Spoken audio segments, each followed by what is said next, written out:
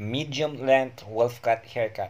Napaka basic guys, very simple, and papakita ko sa inyo kung paano ko yan ginawa. Watch this video.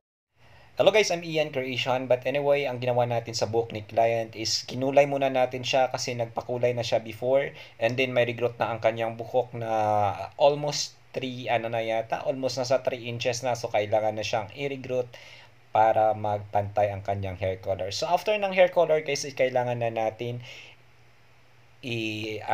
gupitan ang buhok ng ating client. Siyempre, kagustuhan ng client natin, sundin natin kung anong haircut pa talaga ang gusto niya. Pero hindi naman actually guys, nagdi-demand si client ng hairstyle niya. Pero suggestion ko sa kanya yun ang magandang hairstyle sa kanya kasi kailangan natin i-volumize ang kanyang buhok kasi medyo manipis ang kanyang buhok. So, kailangan natin siyang i-volumize and then yan ang magandang haircut para sa kanya. And then, tinuruan ko na rin siya kung paano magsuklay ng kanyang buhok para at least guys kung siya na lang ang magsuklay, hindi maganda din ang resulta sa kanilang bahay. So I hope tapusin mo itong video na to.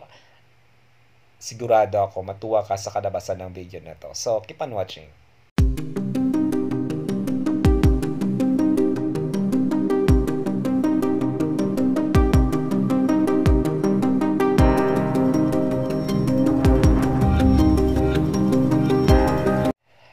Anyway guys, sa pag-haircut nito guys is kailangan medyo manipis siya, hilain lang siya papunta sa harap, and then mas madali siya kasi napaka-basic lang itong pinapakita ko sa inyo, and pwede nyo itong gawin sa inyong mga bahay lang, but kung hindi kaya talaga guys, pumunta talaga sa mga salon para maayos natin ang inyong mga buhok.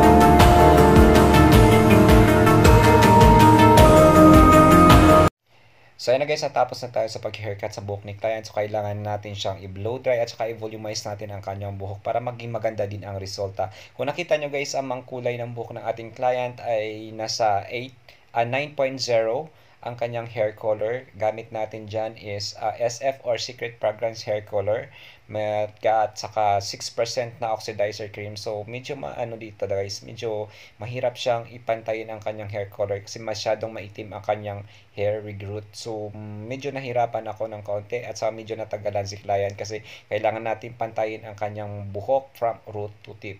So keep on watching guys at malapit na tayo matapos. Alam kong excited ka na.